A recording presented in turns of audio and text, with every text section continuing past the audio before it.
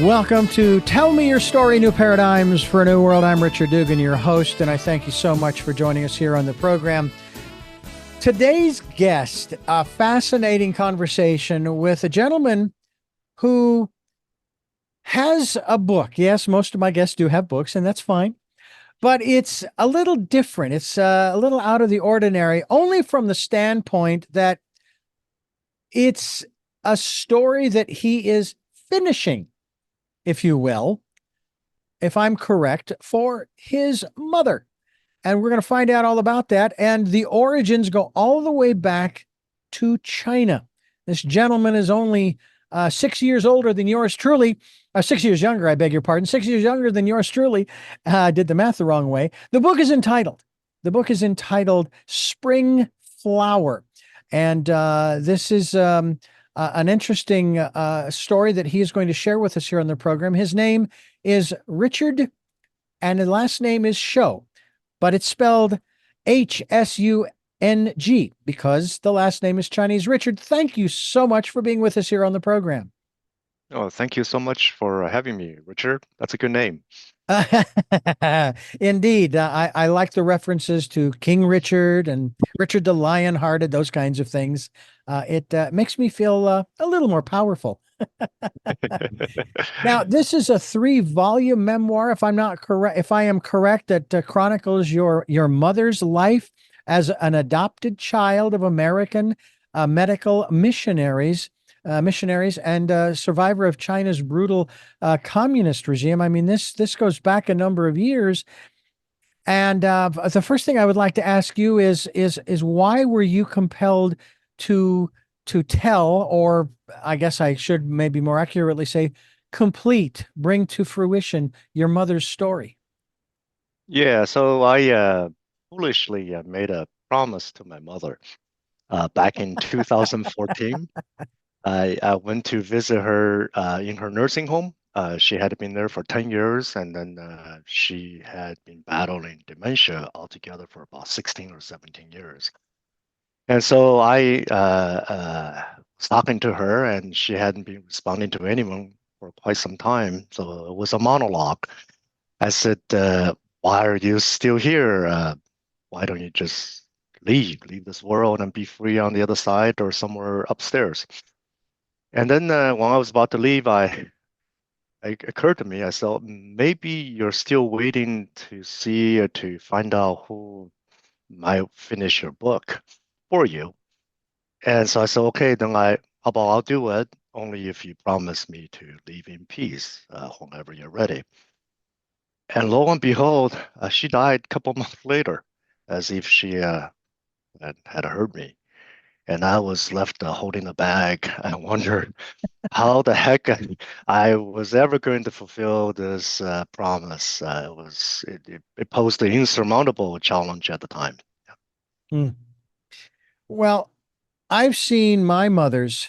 Um, it's more of a genealogy book talking about the lives of her side of the family.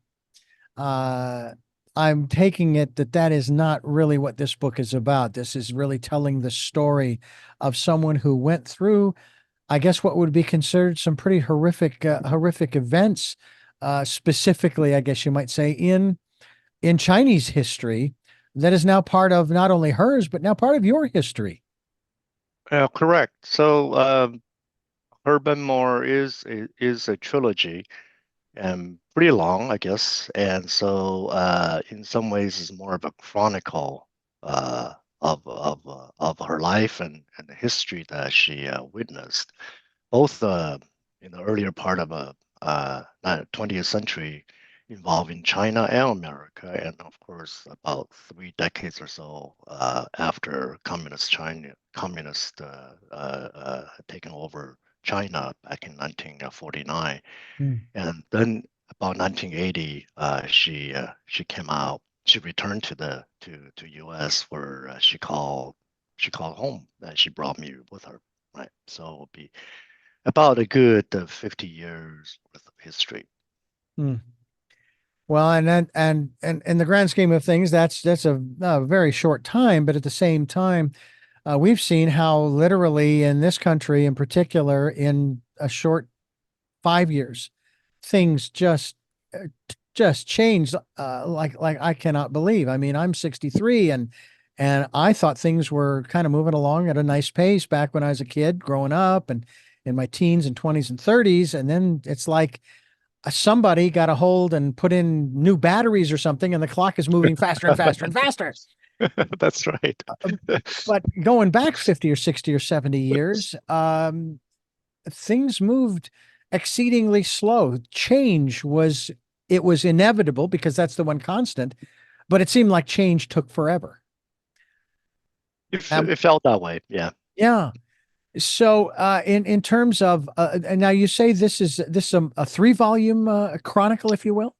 Yes, Richard. So actually, the second, I'm sorry, maybe we didn't give you the information. The second and third one just came out. Mhm. So we were able to complete that. And yeah, 3 volumes. It was And nine. that's quite honestly an amazing feat. I know you weren't trying to write War and Peace. Thank you for reminding me that. I I, know. I, I was not. And it turned out to be I think I will blame my mother.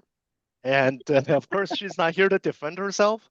yeah, When she began writing her memoir, and we will have conversations, and I was away from college, and I would visit her. I said, "How the how's the book going?" And she says, "Fine, but I'm far from being finished." And I said, "Oh, why?" And she said, "A good book requires about 1 million words," and I took that literally.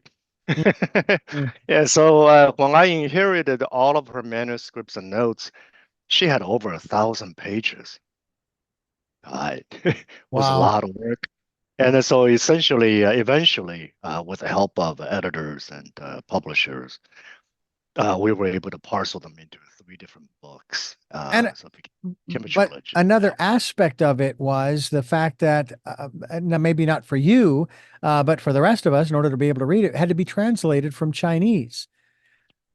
Oh, And no. Yeah, I'm sorry. Yeah, go yeah, ahead. and that Yeah. must have been a task in and of itself as well, because I mean, for someone of my my limited knowledge therein, what I am very much aware of is that in some instances, not all, there is a lot lost in translation. Did you have a challenge in that regard? Were there words within the memoir that she used that either didn't exist in English or that had to be you had to use other words other than? And the reason I bring this up is because my first wife, her family, she was not, nor were her parents, but her family ancestors, her grandfather was actually from Russia. He got out the night before the Bolshevik Revolution. And they were telling me stories about the different words. For example, washing machine. There is no word washing machine in Russian, only machine. Mhm. So whatever the machine was, a washer, a dryer, a car, well, maybe there was a word for car, but anyway, you get my point. So what about that in terms of the ability to translate it accurately so that we get the same meaning from what your mother was sharing and yourself, so that we get the full context of what was happening? Yeah, so to answer your question straight on, there were moments like that where a saying or statement or idiom that's in Chinese, and what would well, how would you say that in English? And in reverse, also true. And so, but my mother, because she was adopted by American missionaries when she was about 10 months old. So she actually was surrounded by English speaking people. She grew up speaking English, and then during the wartime, World War II, Hmm. she actually spent 3 years in Yonkers, New York. And so, in a very strange way, English was sort of her first language. And so she actually composed those 1,000 pages of manuscripts, typed or handwritten or notes, all in English. So that made my job a little bit easier. But there are plenty of phrases and statements where we both try to have some Chinese transliteration in there, and in case there be Chinese readers and be interested. And so those were a bit of a struggle. Yeah, you're absolutely right. I'm also curious as to both your feelings as well as hers towards your nation or country of origin. Um, I know that there are people in this country and people from other countries living here who still have, though they may be American citizens now, maybe, maybe not, they still have a strong affinity for their country of origin, even though they love living here in the United States. Uh, and I'm wondering how she and subsequently you, because you are also a native Chinese, and I understand only from our news media the attitudes that we're supposed to have towards China. Um, but I'm curious about yours and your mother's perspective on the country you came from. Yeah, that's a really good question. Uh, so first from my mother, uh, ironically, she always thought she was American and not even a hyphenated American, because just how the environment where she grew up, and then the people that she interacted with, and her experiences living in Yonkers has further affirmed her identity as American. Instead, back in China, those 30 years that she was trapped in communist China, she was essentially a walking foreigner in her own birth country. And so that's very ironic. It's just the opposite, right? For me, of course, I came here when I was 14, and so I've been in this country for, uh, I guess, what, 45 years, or not quite half a century. I'm American now, so I don't look too much to the other side, but I obviously cannot avoid to hear about all these things in the news, just like what you said, right? And uh, and worst part is that working on her memoir forced me to take many trips to China to retrace her footsteps and where she had lived and where I spent my first 14 years of my life. And through all those process or those during those trips, I actually met a lot of people, all from all walks of life, Chinese people, and I have to interview some of them in the book. And I find them practically no different from us American people in terms of hardworking, funny, creative, and then uh, full of spirit. And so I think people in China and people in America, we're all good. I don't know what just like what you said, in the recent decades, 5 years this way, 5 years that way for America and China too, right? It just fluctuating flip-flop in terms of their how the government there is seeing where they think is a good thing, how they want to lead China, where they want to lead China to. Mm. But people are wonderful. So in that sense, I'm actually hopeful for China. Now that I'm American, I'm hopeful for America. And as long as the two countries remain in peace, uh, that's all I care about. I have to wonder sometimes about the goals of the various governments, ours in particular, because during the Cold War, we would get stories about Russian families, fathers, mothers, sisters, brothers, etc., and how they lived, and that the fact that they loved their children, their families, their communities just as much as we do, and yet we have this crazy animosity. And it's Yeah. like, you know what? I'll tell you what, let's take the governments, we'll put them both on a desert island. All right. We'll let them fight it out with shields and spears. Okay. And whoever comes out on top comes out on top. How about that? you know, I would love that and to happen. then leave the Yeah. rest of us alone, Yeah. you I know? think the this sort of ideological differences and wars definitely have done a number of damages to, to families, I guess the most basic units of a society, right? The fabrics of society. So I think, yeah, I like your take. I just leave us people alone, Yeah, do leave whatever us you alone want to do. because we are the ones who make things happen, not you, Exactly. But whether it's we a business or but we otherwise. turned out to be the collateral damage. Unfortunately, you're right. Yep. You are absolutely right. And I want to talk a little bit about the this whole thing because one of the things that I feel as though I missed, and I'm not alone in this, I don't think, in school was a greater understanding of world history and the different parts of the world.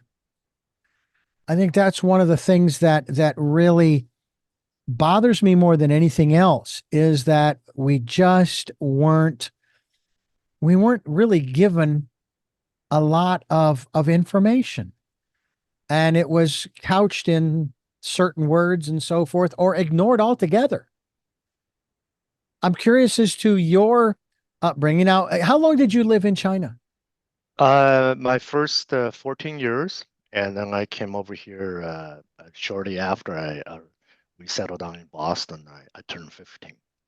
So you went to school Yes. in those early years, and I'm curious as to the education that you received there and how it compared to what you learned about America when you finally moved here and lived here for a number of years.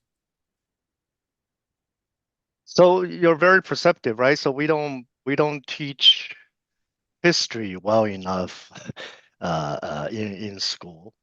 And then one of the old saying, if we don't learn from our history, how do we move forward? And how do we actually not repeat history? Right. So I was born at the onset of Mao's proletarian cultural revolution. And that revolution ultimately devolved into a genocide of some sort against the highly educated professionals, intellectuals. And so college campuses were completely closed, and then elementary schools and high schools are also non-functional or not to its most optimal degree. And so I grew up under that particular circumstance in that particular environment. My elementary school education was practically non-existent. And by the time the Cultural Revolution ended in 1976, and I was about to attend sixth grade and almost to junior high, and at that time China started essentially suddenly realized education and teaching and learning are important, and so but yet they too conceal significant amount of facts and historical facts and like what you just said, you're so perceptive. And then the ones that they actually unveil to you are somewhat doctored up or Yeah. told in a slightly different light. I do Yeah, find it, so that's yeah, unfortunate. yeah, Yep. I find it interesting how we get, of course, our we get our criticism not only locally, nationally, but globally as far as our educational system and how so it's so bad. And at the same time, the accusations go out about the level of the term is used indoctrination that is done in our schools. And I'm sitting here going, well, but see, if you, the complainer, were running the schools, you would be doing exactly the same thing, but from your perspective. But you keep calling it indoctrination. You call it programming. You call it whatever you want to call it. And I've often thought, Richard, that the best education not so much is the quote unquote street smarts, but is the education you get after you get out of school. I chose to go to college. I only went to junior college and I went for 3 semesters. Then I went to a vocational school to where I've been in this business for over 45 years. And I have to tell you that the radio stations that I have worked for have been it's been some of the greatest education that I've ever been paid for. There should be a category of Ph.D. for eclectic studies, because some of the things that I've heard and experienced and the conversations that I've had with people on a wide variety of subjects. I'm curious as to what are some of your favorite subjects, and of course, I don't necessarily envy you and my brother. My brother's name is Michael. He's 2 years younger than me, and he retired 5 years ago, working for Disney. And I'm still working, but I choose to. The only retiring I'm going to be doing is putting new tires on my Volkswagen. I'm curious as the subjects that brought you the most interest, the most joy, the most fascination, and I'm curious as to whether or not they led to that PhD that you have in chemistry. That's a good question. I uh, I went into chemistry not by choice, but I had to find something I might be able to do to be a useful member of the society, right? When I came over to the U.S., I was 14, turning to 15. I had known very little about English prior to that, unlike my mother. And so language became a huge obstacle and challenge for me. And so to make life simple, I chose science because I thought I could hide behind a barrage of scientific terms Mm. and expressions. And lo and behold, I didn't know chemistry is actually a language in its own right. And then later on, I find that maybe teaching is suitable for me, and I had to learn how to teach and all in the whole 9 yards.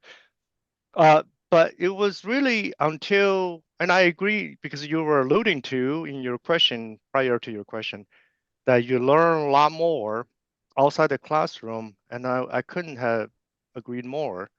Uh, what we get in the classroom is a set of perhaps fundamentals and basics, and what we decide to how to apply them and how to actually truly understand what all that means. It will be after we have long left the classroom and gone into the world or become Mhm. a real member of society. Yeah. And so it wasn't until I started writing my mother's memoir, even though I spent a better part of 3 decades teaching chemistry. No complaint about that. I'm extremely fortunate to have a career like that. I'm blessed. But I was highly focused on one thing, right? Just chemistry. And Yeah. then the book made me look up and learn about the world and its history, its people. And that's been invaluable. Like what I said a little earlier, I've made so many trips to China, meeting so many different people, interviewing them, asking them questions about the era that when I was probably a little too young to remember, to know, to understand. Uh, that's been fantastic. Yes, it changed me. So Mm. I don't see how it couldn't have changed you. By the way, there's a website we want you folks to go to find out more. Of course, Richard Cho is on Twitter, and we certainly hope that you'll go and check him out. He also Yangtze River, Yangtze River by the Hudson Bay, and that's .site, Yangtze River by the Hudson Bay .site. And we will be linked to that website so that folks can find out more about you, get a copy of the trilogy, if you will, your mother's memoir, which is basically, it's called Spring Flower. And she, by the way, she was a doctor, one that I probably could have gone to for my vision issues. She was what, an ophthalmologist, correct? yes, yes, she against all odds during those 30 years in China, she became a highly acclaimed ophthalmologist and surgeon and specialized in glaucoma. Oh, She I was really she could was have used her. brilliant. I really Ah, could have okay. So used her. that would okay, cool. Yeah. Hmm. Well, now, was it by her choice? Because, you talked about how chemistry, you just kind of went that direction in that respect, how you described that. Was ophthalmology her chosen profession, or was it what the government said, that's what you're going to do? That's that's also very perceptive. That's very similar to me. So when she returned to China from the US, she had forgotten all about Chinese, how to speak, how to write. And then so that turned out to be the language she had to use for the next 30 years of her life, lo and behold. And so she chose medicine partly because I guess my American grandfather was a surgeon. They were medical missionaries back in China Hmm. in the early 20th century. And so she pursued medicine partly because to follow her adopted father's footsteps, but partly because study science was a little easier.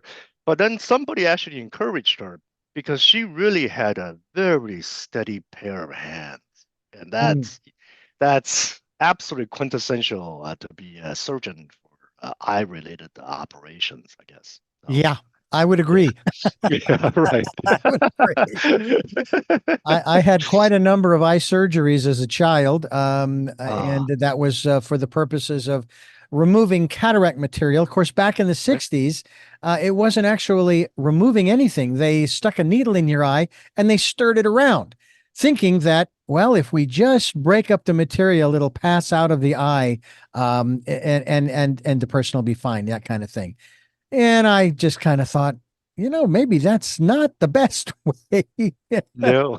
best way to do it, but that's what they did. That's just what they did. Wow. Uh, Uh-huh. and I've been fortunate. I've had a rather incredible ophthalmologist back in Phoenix, who I haven't seen for probably 18 years because I have another one here. But I want to say he was at the time in his either late 60s or early 70s.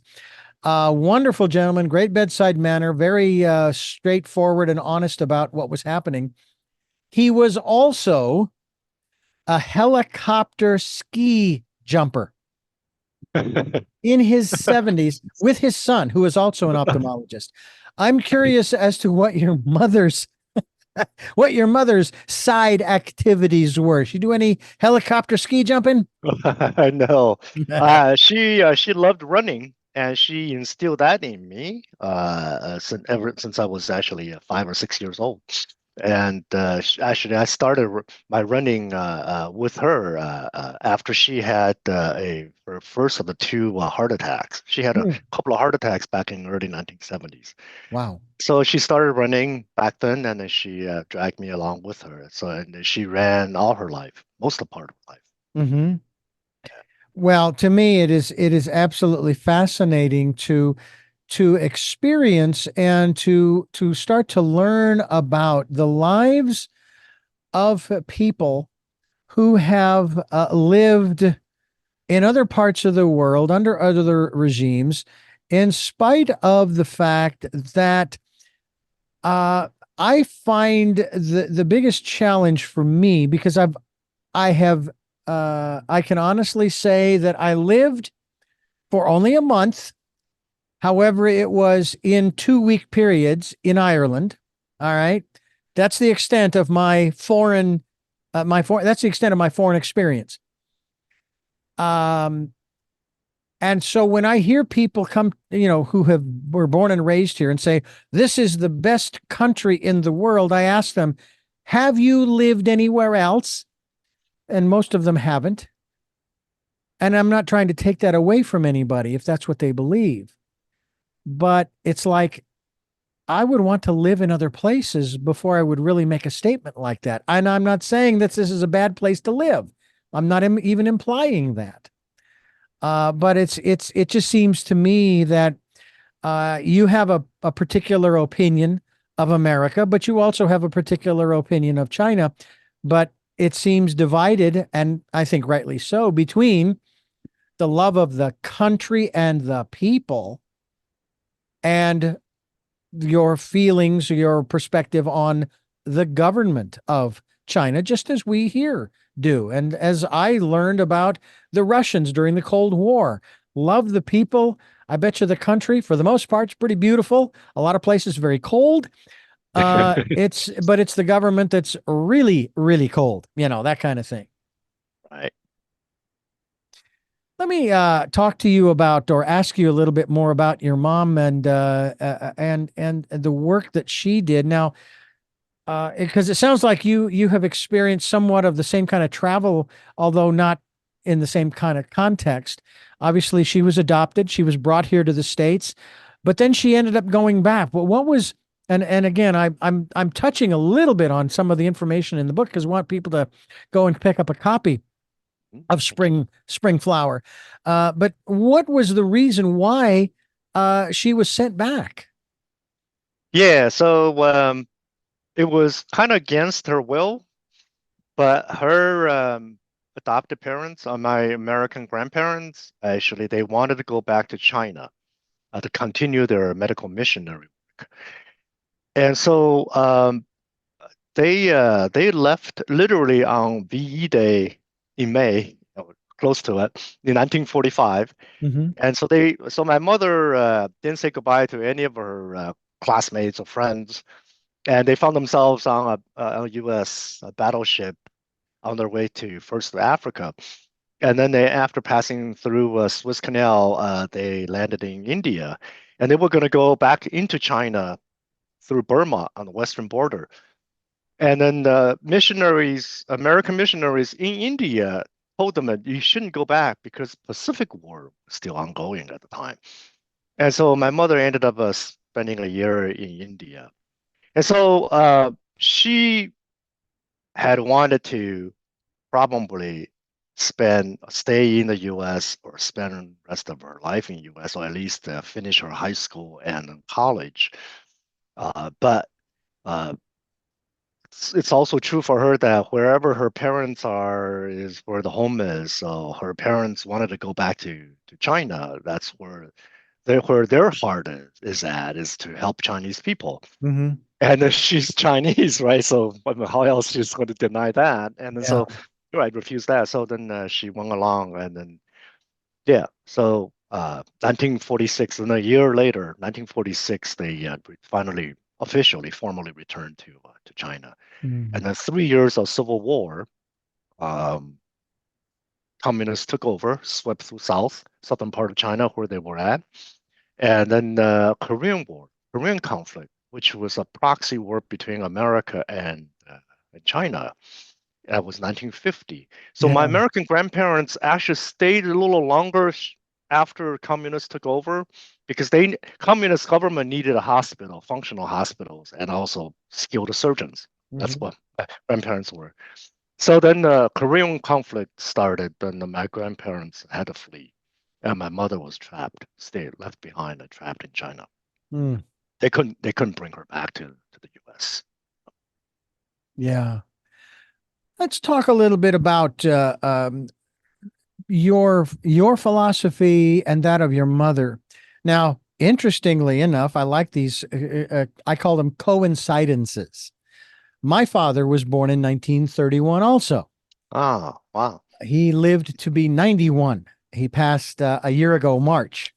Sorry to hear that. And your mother, of course, born in 1931, passed on in 2014.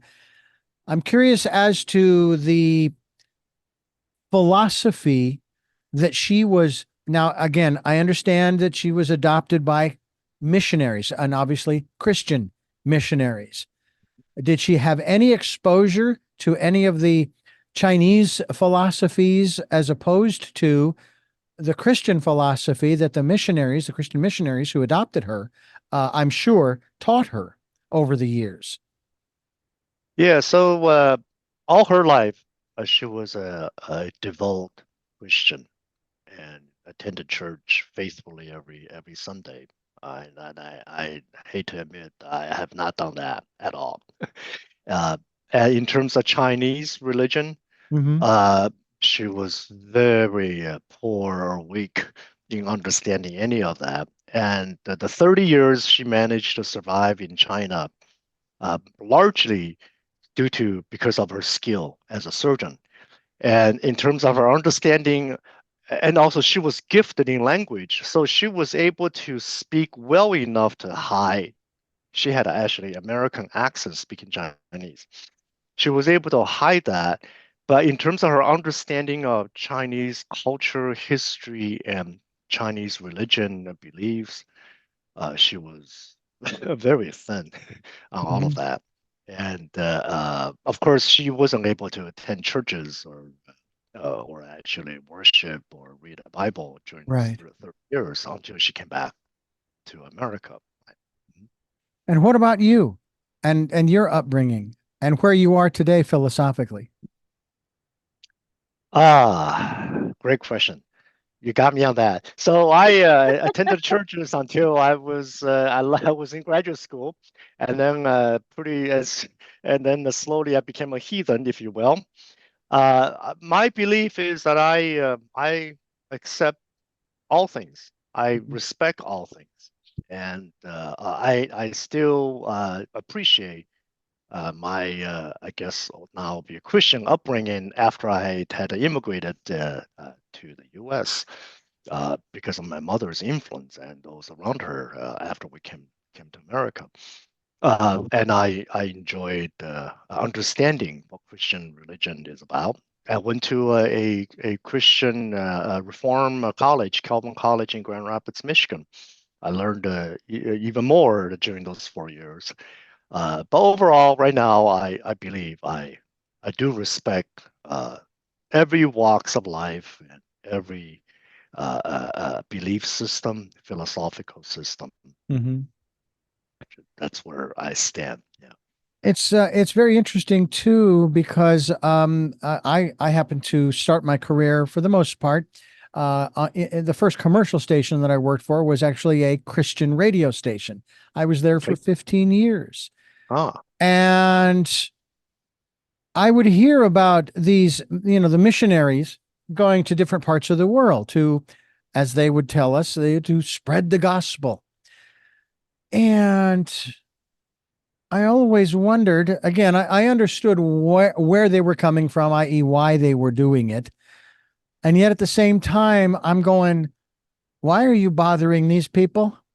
They didn't ask you, to come here. And yet somehow, some way, they did. The missionaries in China in particular, especially those who adopted your mother, they actually did play a vital, even though it might be a misunderstood role in that process, as well as just in general missionaries in China in the 20th century. Can you talk to us about that? yeah. I understand that can be a sensitive topic or if not controversial. And I understand that Western missionaries or Christian missionaries Hmm. are instantly associated with the Western imperialism and colonialism. Right. And so they have this bad rap or tarnished reputation. I'm not, whitewashing any of these potential wrongdoings or wrongdoings in the past Sure. by missionaries and whatnot. However, my mother obviously experienced a very different side as a child being adopted by kindest missionaries that we know of. And I have come to appreciate and learn so much about the good work done by thousands of missionaries worldwide, like my grandparents, right? So my American grandparents went to China in 1916 and they built a hospital in a rural village where they ultimately adopted my mother a decade later. Hmm. And there were other American missionaries. There were nurses worked at my grandparents' hospital. Together, they trained hundreds of these Chinese physicians and nurses, and over about 3, 4 decades, they saved thousands of lives. Right, so they were spreading gospel maybe, but they weren't thumping the Bible on people's head or stuffing down people's throat. They were foremost there to help to provide health care. My grandmother provided a lot of education for young girls and women. So many missionaries like her really raise the awareness of human rights, or particularly women's rights, especially in China during that era. And so I think these competent, highly skilled, and kind-hearted, sincere missionaries should be remembered and recognized or cherished for Yeah. what they have done for this world. And many of them have continued even today. So Hmm. just a different side. Mhm. Exactly, Yep. exactly. Because I don't hear too many Chinese missionaries coming to America.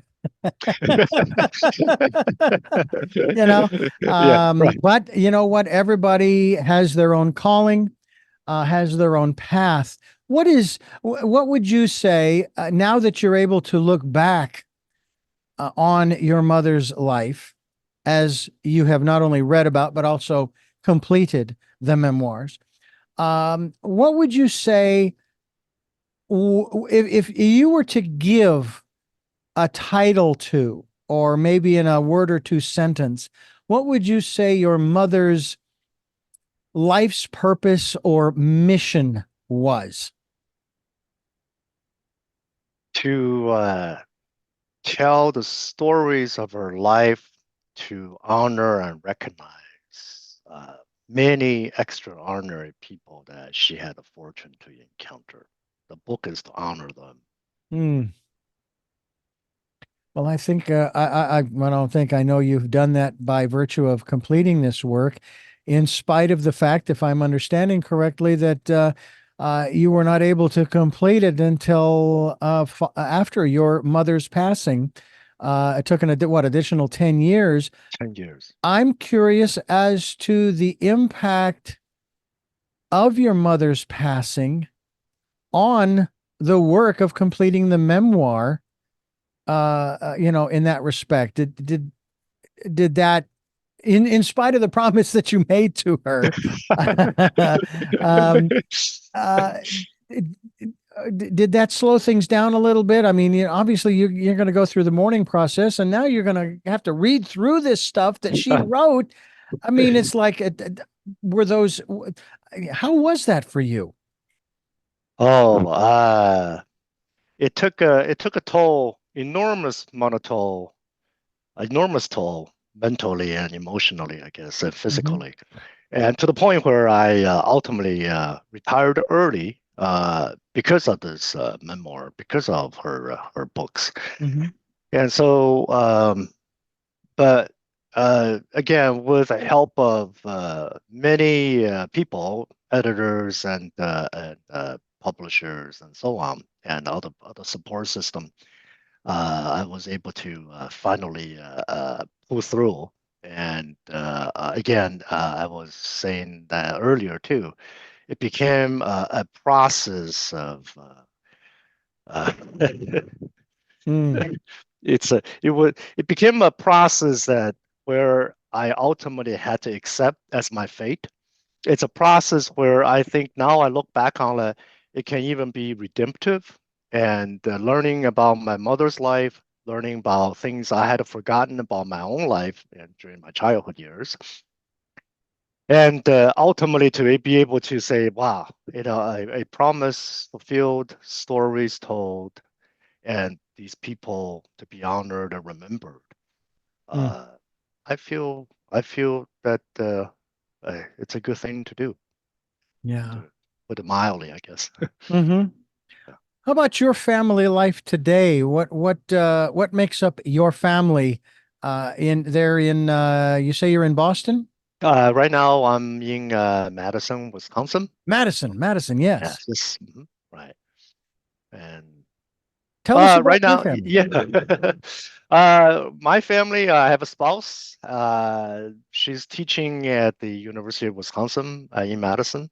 In part why I haven't left Madison, I'm still sticking around after retiring. Yeah. And I think I find after the books came out, definitely I needed a break. I could use a break, a time just to do nothing. And now I'm finding that I need to begin to do something. And part of doing something is to be on a campaign trail to publicize my mother's memoir. Mm-hmm. And maybe to begin thinking about writing new books. Mm-hmm.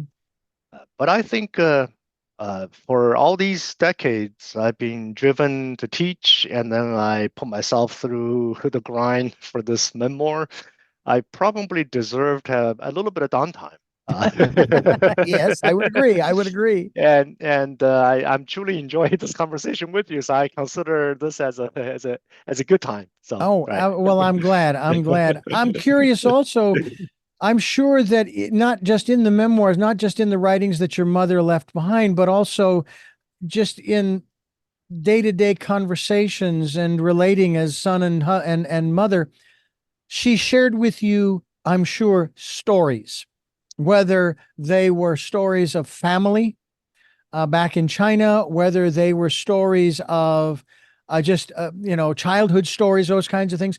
Is there a particular story that she shared with you that kind of sticks with you, that stays with you, that may or may not be in the memoirs, that you could share with us, that sort of speaks to, for you, who your mother really was for you? What was there a story? Let's see.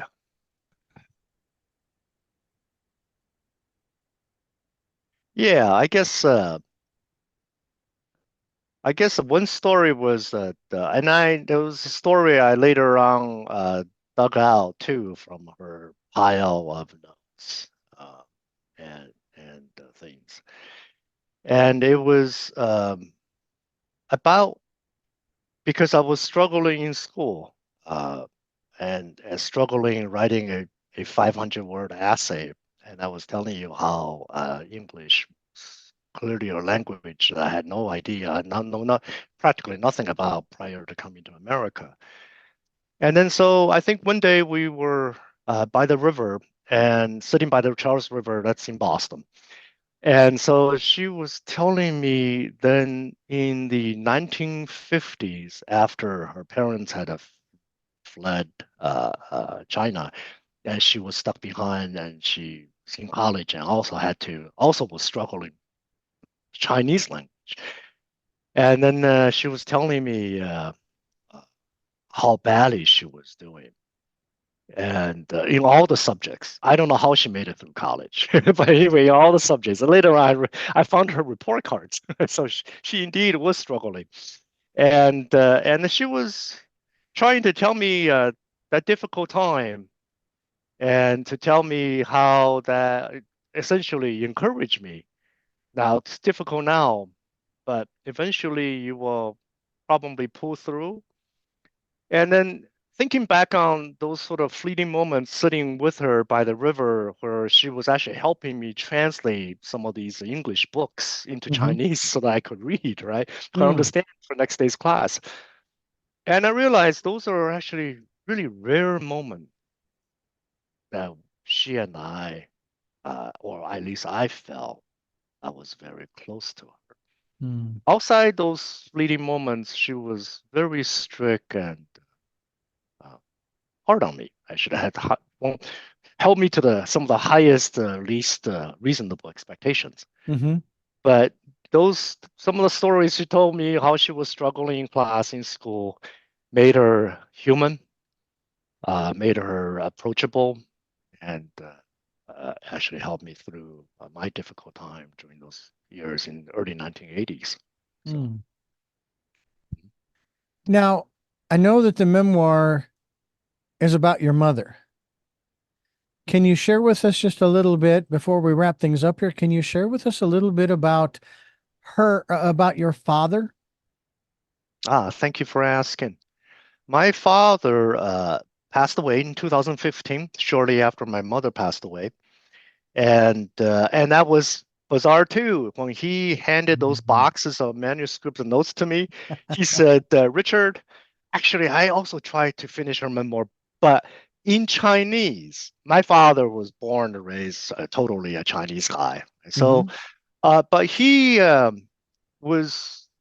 became a world renowned, and he was agronomist, a professor of agriculture, specialized in genetic engineering of various different rice crops, and so became very well known by 1990s and shortly before he retired and came to the States. He was heavily persecuted during Mao's Cultural Revolution because they had to Mm. criticize a decade earlier for some of the economic policies that they had in the 1950s. And so, but we were talking about how war actually separates families. So after I came to the States with my mom, I didn't get to see him nearly, not at all, for about 20 years. So it was really became he really became a father that was non-existent. Even during my childhood years, it was Cultural Revolution. He was at a labor camp. So yeah, so his relationship and mine are practically non-existent. And we were fairly well exchanged outside a few conversations here and there. Right? But I respect him because he took good care of my mother during those years of battle with dementia. So I appreciate that. Mm. Yeah. Well, it's quite remarkable that your family was able to, and even your mother's parents. That's also rather remarkable. At the same time, I'm curious as to, and we're going to go back a generation, obviously. And can you share with us a little bit about her mother and father, and the if there was a specific reason why she was put up for adoption and obviously adopted by the missionaries? Yeah. So great question. By 1930s in China, because of missionaries, actually, the awareness of women's rights has had improved significantly in China. But in rural area, farming, fishing villages, gender discriminatory practices continued. So baby girls are not valued uh, because A, they cannot carry on the family name, which is a bizarre reason, but B, they're regarded as just weak labor and a financial burden. So they were given away as slave or servant when they're immediately after they're born, under the pretense that they will become future daughter-in-law. If that doesn't work out, they're just left to the on the roadside to die. And Mm. so my mother's biological parents were kind enough, were trying to find a home for her to be that servant, slave, future daughter-in-law. But because of the flood, right? The flood killed upwards of 4 million people. And then nobody had food to feed another extra mouth. So lucky for my mother in that sense, the flood was a blessing in disguise. So her biological mother then went across the river to the southern banks of the Yangtze River, where my American grandparents had a hospital. And so these American missionaries were setting up refugee camps. And then, so ultimately, my mother's biological mother and tried in the search for milk and food for my mother, stumbled into these American medical missionaries. So yeah, so odds were pretty much stacked against my mother, even without a flood, against most Chinese girls in the rural areas. So that's how she Mm. ended up being an American family, American missionaries family. Yeah, I find it interesting that between China and its attitude towards the birthing of children and America's attitude towards the birthing of children, they're quite similar. And here's my observation from what you've described. I would have said, well, wait a minute, hold on a second. Don't you understand that you are killing off the seed, the child bearer, the one who will carry new males, if that's what you want, into your culture and society?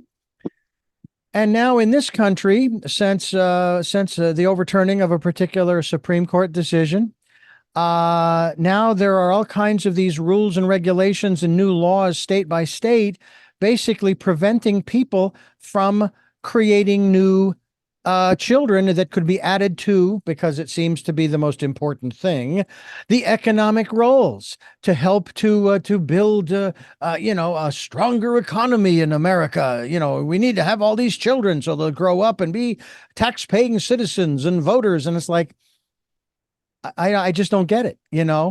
instead of, hey, family is really important and community is important and we need to preserve that. And apparently you're not interested in doing that. And that's to me is a sad commentary on both countries. And I know it's not exclusive to either of these two, because this is going on all over the world in many different cultures. And it's just, it of course, it's never made sense. And it doesn't make sense today. It's really kind of sad because your mother could have wound up floating down the Yangtze River during that flood. Yes. And I'll tell you what, it seems to me like, to coin a phrase, it seems like divine providence stepped in. Oh, And that absolutely. and that's why you're here today. And that's why your family is here today. And hopefully future generations of the show family. Thank you. Yeah. I agree. Yeah.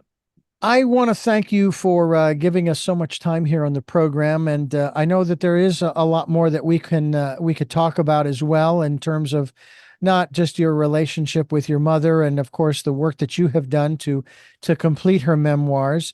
And we're very grateful, and I know a lot of folks are going to pick up a copy of the book that we are going to promote here, called Spring Flower by Earnshaw Books.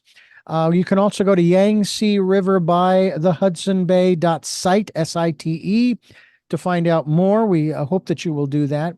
And yeah, we're most appreciative of, I would think, especially in this day and age, because I know there's Chinese sentiment out there in this country, which I have never understood that kind of attitude. I never understood why the internment camps during World War II for the Japanese, or the Germans. I think I heard that there were actually internment camps for Germans in the United States too.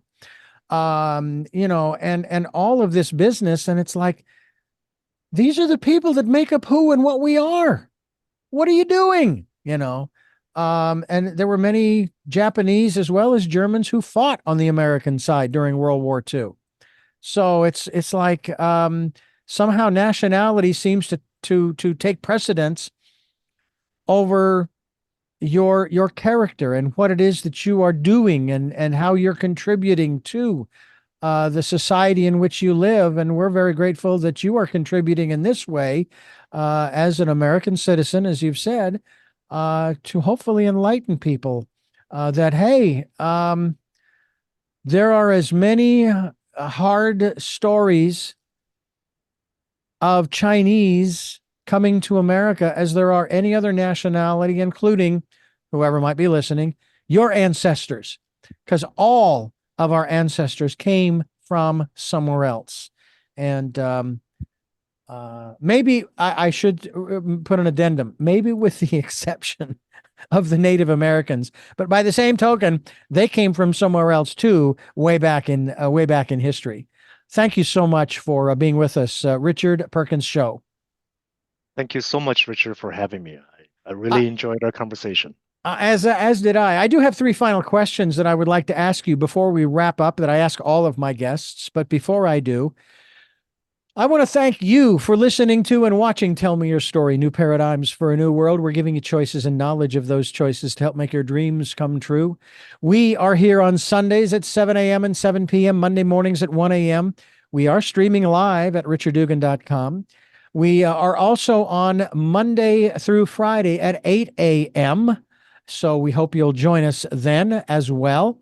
And we podcast these programs on SoundCloud, iTunes, TuneIn Radio, Spotify, Stitcher, Player FM, Blueberry, iHeartRadio, Amazon Music, and many other locations across the internet. We hope that you will subscribe. We hope that you will also click notification so that when a new conversation is posted, you will be notified. Then you can tune in and listen to the conversation. We're also on YouTube, where you can watch these interviews. And we hope that you'll take time, if you can, to support us financially. We have a PayPal account. It is there for your security as well as ours. And we also ask that you take time during the Decade of Perfect Vision, to go within to that quiet, peaceful, calm, still place and listen to that still, small voice. And with all of that being said, we now move to our final segment. I have to say, Richard, I used to punch it up by saying this is our game show portion. But we have three final questions we ask all our guests. And the first of those three is, who is Richard Perkins' show? Uh, so this is, yeah, okay. You got me on that. A chemist, an author, and I will throw this out there. I was named after Richard Nixon. Really? Wow. What gets you up out of bed in the morning? For the longest time, it was because I needed to teach, and then I needed to go into the lab to help all my students before they make a mess or make a mess for me, or we make a mess together. So nowadays, it's writing the book, working on the memoir, and then later on, during this past year, I got very much interested in working with the squirrels in my backyard because they're digging my backyard and try to figure out how to prevent that. It's my new science project. I like that. I like that. And I'm sure it'll be done in an ethical and humane way. Uh, Totally. I don't know that relocating them is going to do a whole lot of good because I've found that a lot of these animals, they have a way of coming back. Oh, they're very smart and they're Yep. fast, nimble, world's greatest climber. Yeah. My final question to you is, what was your best day? Uh, well, today is a good day talking to you. Uh, Outside that, any day that I can go out and lake it out for a few miles and come back, I feel really good. Hmm. Mm. Well, once again, we thank you for giving us so much time sharing your story and your mother's story, as well as, even though it was very brief, your father's story. And I am really happy that you have made it to these shores and are sharing all of this with us. And again, thank you so much. Yeah, thank you so much for having me. And I thank you for listening to and watching Tell Me Your Story, New Paradigms for a New World. We're giving you choices and knowledge of those choices to help make your dreams come true until our next broadcast, podcast, videocast. Love to Lal. Jeanette, I am still listening. Dad, continue to be happy because I am. Smokey, I will see you on the other side. And to my dear friend Zorro, aho, aho.